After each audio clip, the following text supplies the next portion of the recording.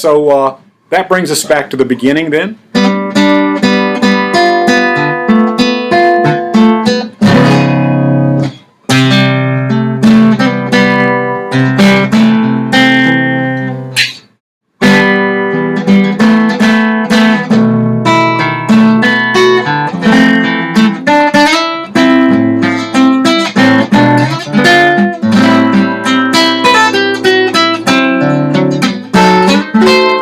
You can, whenever you're on a ninth chord like that, you can play the diminished voicing there and sort of hop it around every 4 frets. You know how to do that. Then we come to our section again. Whoops.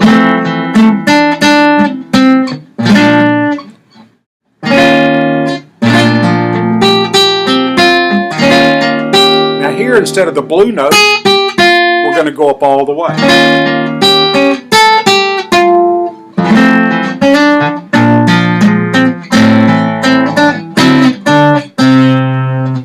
And here is where the difficult part, I think, comes, and that's the very ending. The melody just goes. And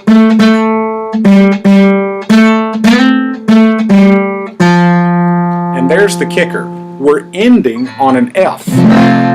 But the chord we're launching that from is a D minor, and so everything in us wants to play from a D minor to end up on C, but we're in fact going to end up on F. And so it's you need a C here. I'm sorry about that buzz. I don't play nylon strings as much as I should. So I think a fun thing to do here is on that G is to play it with an F bass.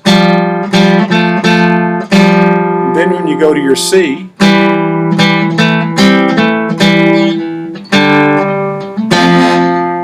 sorry about the buzz again. So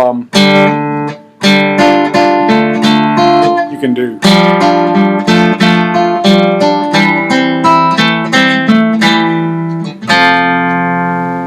So those are the ideas that I have playing this song, and I think it's always a good idea to have more than one way to voice each of the phrases, so that when you repeat a section like this song does, you have another way to play it in that section.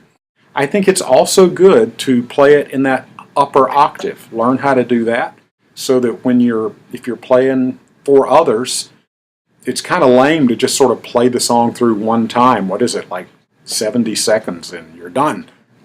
You really need to be able to play it through 2 or 3 times for a performance. And to do that, you need some variety. And you can get the variety by coming up with different ways to phrase each of the sections. And then you don't have to have it fixed.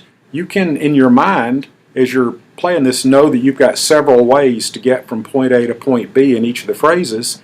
And then let your creative imagination and your emotion dictate what you play. And that makes it improvisational. And that's why I don't call these arrangements. I just call them presentations. They're different routes. Improvising, to me, is simply discovering all the different routes from point A to point B in a song.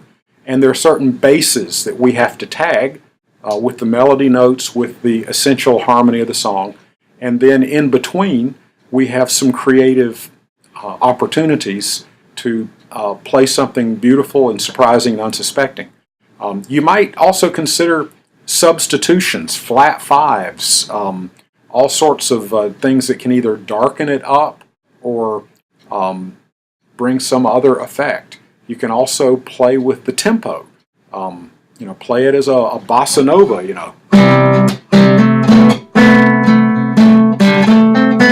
something like that. I mean, that's kind of lame, but you know what I mean. You can play with different tempos, and mainly just work on different ways to voice each of the phrases so that you have some variety in the way you play it.